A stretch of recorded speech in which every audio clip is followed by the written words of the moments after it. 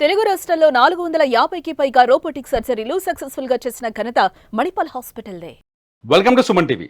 సంధ్యా theatre తొక్కిసలాట వివాదంలో police permission ఇచ్చారా ఇవ్వలేదా, ఈ అంశం ఇప్పుడు రాజకీయంగా కావచ్చు లేకపోతే సోషల్ మీడియాలో కావచ్చు భారీ చర్చకు దారితీస్తుంది. ఈ అంశంపై మనతో మాట్లాడడానికి స్టూడియోలో ఉన్నారు retired police officer, senior police అధికారి రెడ్డన్న గారు. నమస్కారం రెడ్డన్న గారు. నమస్కారం అండి. రెడ్డన్న గారు, మీకు విషయం తెలుసు క్లియర్గా సబ్జెక్ట్ అంతా. సంధ్యా థియేటర్ డిసెంబర్ 4వ తేదీన పోలీసులు అల్లు అర్జున్ సినిమా చూడడానికి అనుమతి ఇచ్చారా ఇవ్వలేదా? ఒకటి పర్మిషన్ ఇచ్చి ఉంటే ఆ థియేటర్ యాజమాన్యం దగ్గర you are granted permission on these conditions. ఏ పర్మిషన్ ఇచ్చినా మీరు ఏదన్నా తీసుకోండి, పర్మిషన్ ఇచ్చినా పోలీసు వారు కొన్ని కండిషన్స్ పెడతారు. ఓకే, అది యాజమాన్యం దగ్గర ఉండాలి. అది ఉందా? పర్మిషన్ ఇచ్చినట్టు వాళ్ళ దగ్గర యాజమాన్యం దగ్గర పర్మిషన్ అప్లై చేసిన లెటర్ ఉంది. అప్లై చేసినంత మాత్రం కాదు కదా, you have to obtain a letter from him. Apply చేసినావు, ఈ సేవలో మీరు చలానా కట్టాలి. కట్టినారా? కట్టింటే ఎప్పుడు పోని అప్లై చేసి ఊరికే ఉండిపోతే సరిపోతుందా? That means they are denied అని కదా. అప్లై చేసినాము అంటే కాదు. ఓకే, ఇప్పుడు పెళ్లికి కార్డు ఇస్తాము, వచ్చినట్ట రానట్ట. పెళ్లి కార్డులు అందరూ పంచి ఎవరో అమ్మాయి ఐఫ్సరా రాయి నేను పెళ్లి చేసుకుంటానని 10 మందికి కార్డులు పంచితే పెళ్లి అయిపోయినట్టు కాదు కదా. ఓకే, మీకు పర్మిషన్కి అప్లై చేస్తే వాళ్ళు అడుగుతారు. ఓకే, పోలీసు వారు ఏమని అడుగుతారంటే ఎక్కడ చేస్తావు, అది ఎంతమంది కెపాసిటీ ఉంది, ఓకే, ఆ కెపాసిటీ ఇక్కడ వచ్చేవాళ్ళు ఎంతమంది, ఓకే, ఆ తర్వాత మీరు వచ్చే గెస్ట్ ఎవరు, విఐపి ఎవరు, వాడికి భద్రత ఏమిటి, ఆ విఐపి ఎందుకు వస్తారు, వాళ్ళని రిసీవ్ చేసుకునేది వాళ్ళు ఎవరు, వాళ్ళకి భద్రత ఏమి, అదేవిధంగా మీ దగ్గర ఎన్ని గేట్లు ఉన్నాయి, ఎంత ప్రెమిసెస్ ఉంది, ఆ ప్రెమిసెస్లో ఎంతమందిని అలో చేయగలరు, మీ దగ్గర ఏమైనా మీ సెక్యూరిటీ విభాగం ఏమైనా ఉందా, ఉంటే వాళ్ళ డీటెయిల్స్ ఇవ్వండి అని మామూలుగా ఇస్తారు. ఓకే, ఇచ్చిన తర్వాత అది దాన్ని వాళ్ళు రిప్లై ఇవ్వాలి. ఇచ్చిన తర్వాత మీకు పర్మిషన్ గ్రాంటెడ్ అని చెప్పి మీకు ఒక లెటర్ వస్తుంది. ఆ లెటర్లో కూడా కండిషన్స్ పెడతారు. ఫలానా గంటల నుంచి ఫలానా గంటల వరకే మీరు ప్రదర్శించాలనో లేకపోతే ఇదనో, అన్వాంటెడ్ వ్యవహారాలు జరిగితే what are the things you have to take అనో ఇవన్నీ రాసిస్తారు ఎనీ పర్మిషన్కి. ఓకే, సో అవన్నీ ఉంటేనే పర్మిషన్ గ్రాంట్ చేసిన. సో మన పర్మిషన్ ఇవ్వలేదని క్లియర్గా మనం భావించవచ్చు. అంతే కదా సార్. ఒకవేళ అల్లు అర్జున్కి పర్మిషన్ ఇవ్వలేదు, పోలీసులు చెప్పారు మేము సెక్యూరిటీ ఇవ్వలేమని, అందుకోసం పర్మిషన్ డినైడ్ అని రాసి ఉంటారు. అటువంటి పరిస్థితుల్లో కూడా వచ్చి ఒక స్టాంపుడ్ ఇష్యూ క్రియేట్ అయ్యేటట్టు చేశాడు అల్లు అర్జున్. సో ఇతనికి శిక్ష విషయంలో ఏమైనా ఉంటుందా సార్? తప్పదా? శిక్షణ భవించక తప్పదా? అది ఒకటి మనం ఇక్కడ ఆలోచన చేయాలి. పర్మిషన్ ఇవ్వకపోయినా ఎవరైనా మామూలు వ్యక్తిగా సినిమాకి పోవచ్చు. There is no wrong in it. ఆయన బురకా వేసుకోనో లేకపోతే మామూలు కారులో వచ్చి మామూలు ప్రేక్షకుల్లాగా లోపలికి వెళ్ళి సినిమా వీక్షించి వెళ్ళిపోయి ఉండొచ్చు. ఓకే, అందులో అబ్జెక్షన్ చేయడానికి ఏమీ లేదు. కానీ ప్రొసెషన్ లాగా వచ్చినారు అని అంటున్నారు. మన వీడియోస్ ఉన్నాయి, మనం కూడా కన్ఫర్మ్ చేయొచ్చు. లాగా రావడం అది డెఫినెట్గా. అంటే తను వచ్చే ముందు ఏం జరిగిందంటే నేను ఎక్స్ప్లెయిన్ చేస్తాను మీకు. ఎంటర్ అయ్యేటప్పుడు ఆర్టీసీ క్రాస్ రోడ్లోకి ఎంటర్ అయ్యేటప్పుడు చేతులు ఊపుకుంటూ వచ్చాడు. తన కారు బ్యాక్ డోర్ నుంచి పైకి వచ్చేసి చేతులు ఊపుతూ అభివాదం చేస్తూ వచ్చాడు. ఒక్కసారిగా అప్పటికే అన్ని ఆర్టీసీ క్రాస్ రోడ్లో 11 థియేటర్ల వరకు ఉంటాయి. ఈ 11 థియేటర్లలో ఉన్న ఫ్యాన్స్ అంతా ఒకసారిగా అక్కడికి వచ్చేసారు.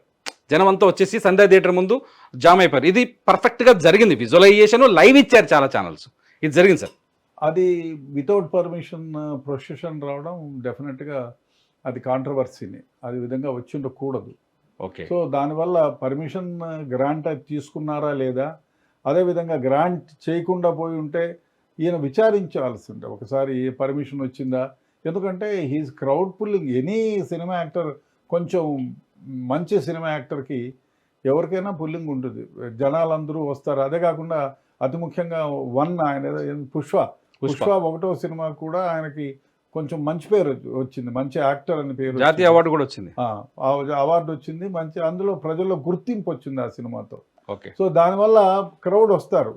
ఇది థియేటర్ వాళ్ళు గమనించి ఉండాలి. సో వాళ్ళు గమనించలేకపోయినా, యాజమాన్యం గమనించలేకపోయినా ఆయన గుర్తించి ఉండాల్సింది. నాకు ఫ్యాన్ ఫాలోయింగ్ ఉంది. అందులో అతి ముఖ్యంగా అది కూడలిలో చాలా సినిమా థియేటర్లు ఉన్నాయి. ఈయనకి ఫాలోయింగ్ ఉంది కాబట్టి అందరూ జనాలు వస్తే తొక్కిసలాట జరిగితే అనేది కొంచెం ఆలోచించుండాలా. ఆ ఆలోచన పరిజ్ఞానం ఆ లేకపోతే రోజు మిస్టేక్ సంధ్యా థియేటర్ చేసిందంటారా, అల్లు అర్జున్ చేసిందంటారా సార్? ఇప్పుడు అన్ని విధాలుగా చూస్తే సంధ్యా థియేటర్ వాళ్ళు వద్దు సార్ పోలీసులు పర్మిషన్ ఇవ్వలేదు అని చెప్పిండాలి. ఉమ్. చెప్పిన తర్వాత కూడా వస్తే కూడా ఆయన క్లోజ్డ్ కార్లో వచ్చి సినిమా ప్రదర్శనలు చూసుకొని వెళ్ళిపోయి ఉండొచ్చు, కామన్ మ్యాన్ లాగా. కామన్ మ్యాన్ లాగా. అప్పుడు ఈ కంట్రవర్సీ ఉండేది కాదు. ఓకే. అదేవిధంగా ఆయన వచ్చాడు ఓపెన్ టాప్ జీప్లో 10 మీటర్లు వచ్చాడా 50 మీటర్లు వచ్చాడా అనేది అప్రస్తుతం. గట్టిగా వచ్చాడు సార్, అది అర్థమవుతుంది. వచ్చాడు, దానివల్ల క్రౌడ్ ఎక్కువైపోయింది. అదే కాకుండా ఆ థియేటర్కి ఎన్ని గేట్లు ఉన్నాయి, 4 ఉన్నాయా, ఎగ్జిట్ గేట్, ఎంట్రీ గేటు, 2 థియేటర్లకి 4 గేట్లు ఉన్నాయా అన్ని క్షుణ్ణంగా పరిశీలించాలి. నేను చిన్నప్పటి నుంచి చూసిన దాని ప్రకారం అయితే నాకు అవగాహన ప్రకారం 2 గేట్లు, ఒకటి ఎంట్రీ ఒకటి ఎగ్జిట్. సో ఆ గేట్ కూడా విరిగిపోయింది, వారు వెళ్ళకముందే గేటు విరిగిపోయిందని చెప్తున్నారు. అటువంటి సందర్భంలో ఆయన వెనక్కి వెళ్ళిపోయి ఉండాల్సింది. సినిమాని చూడాలనుకుంటే వేరే ఇమీడియట్గా ఎక్కడో ఒక దగ్గర, ఆ థియేటర్ కాకపోతే ఎక్కడో ఒక దగ్గర థియేటర్లో వెళ్ళి, ఇప్పుడు చాలా సందర్భాల్లో వేరే థియేటర్కి వెళ్ళి చూసిన ఆయన చూడకుండా నేను రిలీజ్ కాలేదు సార్ అసలు. ఆయన చూడకుండా నేను రిలీజ్ కాలేదు. ఆ విధంగా చేసి ఉండవచ్చు టు అవాయిడ్ దిస్. అది బహుశా it is a big controversy. Sir ఇంకొక పాయింట్, ఇక్కడ పోలీసులు, ఇక్కడ ఇన్సిడెంట్ జరిగింది, స్టాంపుడ్ జరిగింది, ఆ రేవతి అనే ఆమె చనిపోయింది, అలా కొడుకు సిపిఆర్ చేశారు, ఆ వీడియోస్ అన్ని బయటకు వచ్చాయి. పోలీసులు లోపలికి వెళ్ళి డీసీపీ స్వయంగా చెప్పారు, ఆ వీడియోలు కూడా మనకు కనిపిస్తున్నాయి. అప్పటికీ కూడా అల్లు అర్జున్ బయటకు రాకపోవటం అనేది తీవ్రమైన నేరంగా పరిగణించాల్సి వస్తుందా, పరిగణించకూడదా? డెఫినెట్గా అది పోలీసు వారు మీరు వెకేట్ చేయాలి. ఇన్సిడెంట్ జరిగిందంటే డెఫినెట్గా స్పందించాలి ఇమీడియట్గా. అవునా సార్, ఎలాగా, ఎక్కడైంది అని అది డెఫినెట్గా స్పందించాల్సింది. బహుశా ఆయనకు ఎక్స్పీరియన్స్ లేని దానివల్ల ఈ విధంగా జరిగిందేమో, కానీ కనీసం ఈ విధంగా జరిగిందని పెద్దవాళ్ళతో ఎవరితో నా సలహా అడిగిండాలి. ఆయన ఇమీడియట్గా థియేటర్లో నుంచి ఎవరికైనా ఫోన్ చేసి ఈ విధంగా జరిగిందంట ఎవరికైనా ప్యానిక్ ఉంటుంది. ఆ ప్యానిక్లో డెసిషన్ తీసుకోలేని పరిస్థితి ఉంటుంది. అట్లాంటప్పుడు ఎవరైనా సీనియర్లని, బంధువులను, ఫ్రెండ్స్ను, తల్లిదండ్రులను, ఇంకోళ్ళను ఈ విధంగా స్టాంపేడ్ జరిగింది, వాట్ షుడ్ ఐ డూ అని అడిగి ఉండాలి. అడిగి ఇమీడియట్గా లేచిపోయి ఉండాలి ఆయన. అదేవిధంగా లేచిపోతూనే చనిపోయారు ఇది కదా, ఇమీడియట్గా ఎవరన్నా, విలేకరులు చాలామంది ఉంటారు, ఇక్కడ ఏదో దురదృష్టకరమైన సంఘటన జరిగిందని వింటున్నాను, నిజంగా I'm very sorry for that, apologising for that, నేను వారికి అన్ని విధాలా సహాయం చేస్తాను, క్షమించండి, ఇక్కడ నేను వెళ్ళిపోతున్నానని చెప్పి వెళ్ళిపోయి ఉంటే కొంచెం బాగుండేది. తీవ్రత తగ్గేది సార్, కొంచెం తగ్గేది. ఓకే. అదే కాకుండా ఆ తర్వాత కూడా వారికి ఎవరో సరైనటువంటి అవగాహన కల్పించలేకపోయినారు. ఓకే. ఎందుకంటే తన వల్ల జరిగింది, తను పోవడం పోనీ భయపెట్టింటారు, మీరు పోకూడదు, జనాలు అట్ట కోపంగా ఉన్నారు, వాళ్ళు షేర్ విలాసులు చాలామంది ఉన్నారు. ఓకే. వాళ్ళనైనా పంపించిండాల్సి పంపించి ఎవరిని అడిగేది ఏముందండి, ఇప్పుడు వాడి తల్లిదండ్రులు వాళ్ళు పోతే కోపగించుకుంటారేమో అనొచ్చు కదా. మిగతా వాళ్ళు ఎవరైనా పెద్ద మనుషులను 4 పంపించి చాలా పొరపాటు జరిగింది, మీకు ఏమైనా సహాయం కావాలంటే చేయండి, ఏదో వాళ్ళ అక్కడ చావు కార్యక్రమాలు ఏమన్నా ఉంటే వాళ్ళని ఎవరన్నా పంపించి వాళ్ళ కార్యక్రమాలు కూడా అటెండ్ అయ్యి ఐఎమ్ సారీ అని చెప్పి వాళ్ళకి ఏదైనా అంటే మానిటరీగా ఉందో లేదా అవతల పెట్టి ఏదైనా కొంచెం క్యాష్ కూడా మానవతా దృక్పథంతో అబ్బాయికి కూడా ఉంటుందని ఒక 5 లక్షలు 10 లక్షలు చేతిలో పెట్టి, ఎందుకు డబ్బు లేని వాళ్ళు అయితే ఇవ్వలేరు, డబ్బు ఉన్నవారు కాబట్టి కొంచెం ఇచ్చేసి మాట్లాడి వాళ్ళ ద్వారా మాట్లాడి వచ్చుంటే వాళ్ళ తల్లిదండ్రులతో బాగుండేది. ఆ విధంగా జరగలేదు. అల్లు అర్జున్ ఇష్యూలో, ఈ ఇష్యూలో అల్లు అర్జున్ ప్రవర్తన కావచ్చు బయటకు వచ్చిన తర్వాత, ఆ తర్వాత లాస్ట్లో ముఖ్యమంత్రి మాట్లాడిన తర్వాత, సభలో మాట్లాడిన తర్వాత, ఆయన పెట్టిన ప్రెస్ మీట్లో కావచ్చు, ఆయన ప్రతి చోట ఒక పాయింట్ చెప్పుకుంటూ వచ్చాడు, అన్ఫార్చునేట్, నేను అలా జరిగిందని నాకు లేటుగా తెలుసు, నాకు పోలీసులు వచ్చి చెప్పలేదు. ఇవన్నీ పరిగణలోకి తీసుకుంటారా రేపు కేసు విచారణ సందర్భంగా? అది బాగలేదు, చెప్పిన తర్వాత కూడా చెప్పలేదంటే అబద్ధం కిందకి వస్తుంది కదా. ఎవిడెన్స్ క్రియేట్ అయిన తర్వాత యు ఆర్ అట్ ఫాల్ట్ అని వస్తుంది కదా.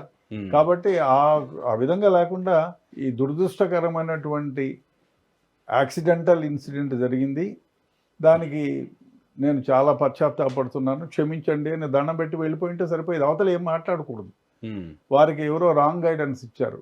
తర్వాత ప్రెస్ మీట్లో అల్లు అర్జున్ అది అన్ఫార్చునేట్ అనకుండా, నాకు తెలియదు, నాకు తెలిసిన తర్వాత నేను రియాక్ట్ అయ్యాను, పోలీసులు నా దగ్గరకు వచ్చి చెప్పలేదు, మా వాళ్ళే చెప్పారని చెప్పాడు. ఇదంతా ఫ్యాక్ట్ని చేంజ్ చేసే ప్రయత్నం చేసినట్టు కదా. అది నిజమే. ఇప్పుడు ఆయనకు నిజంగా చెప్పారా, చెప్పి ఉంటే ఆ సంఘటనని అబద్ధంగా చిత్రించలేకపోయి ఉంటే బాగుండేది.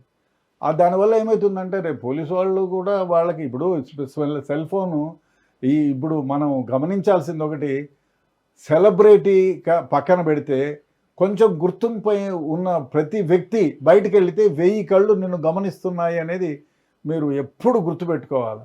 అదే కొంచెం లైన్ బైట్లో ఉన్న వాళ్ళైతే 1,00,000 కళ్ళు. ఇంకా ప్రజల్లో మీకు గుర్తింపు చాలా ఎక్కువగా ఉంది, ఎవరైనా గుర్తుపడతారన్నప్పుడు 1,00,00,000 కళ్ళు మిమ్మల్ని గమనిస్తుంటాయని. ఎందుకంటే ప్రతి ఒక్కరి చేతిలో ఒకటి ఉంది. సెల్ ఫోన్ ఎస్పెషల్లీ అడుక్కునే వాడి దగ్గర కూడా సెల్ ఫోన్, మనకంటే మంచి సెల్ ఫోన్లు ఉన్నాయి. అట్లాంటి సమయం పడితే ప్రతిసారి ఎవడు ఎప్పుడు రికార్డ్ చేస్తాడో తెలీదు, ఎప్పుడు రికార్డింగ్ చేసుకొని ఇతర వాళ్ళకి పంపిస్తాడో తెలియదు. ఇటువంటి సందర్భంలో ఆయన చాలా చాకచక్యంగా మాట్లాడాల్సిన విషయం. అది పూర్తిగా డినై చేయడం తప్పు. ఎందుకంటే అది నిజం కాకపోతే డినై చేయొచ్చు, ఆ నిజమైన తర్వాత డినైల్ చేయడం నిజంగానే అది మంచి పద్ధతి కాదు. ఎందుకంటే మళ్ళీ ప్రతి ఒక్కటి కూడా డినై చేస్తే ఈయన అబద్ధం చెప్తున్నాడు అనేది తెలిసిపోతే బాగుండదు కదా. ఆ విధంగా కాకుండా వారు మాట్లాడడం బహుశా వారికి ఎక్స్పీరియన్స్ లేని దానివల్లే, ఎవరో రాంగ్గా ట్యూటర్ చేసిన దానివల్లే, ప్రభుత్వానికి కౌంటర్ ఇవ్వాలి అనేటువంటి తొందరపాటులో దుందుడు చర్యగా అనిపించింది. ఆ విధంగా మాట్లాడుకుని నిజంగానే జరిగిపోయింది. ఇప్పుడు మన ఇంట్లో ఒక ఫ్యామిలీ మెంబర్ చనిపోతే, మన అక్కో చెల్లో తమ్ముడో ఎవరో చనిపోతే మనకి ఎంత బాధ ఉంటుంది. దాన్ని గుర్తించింది అలా.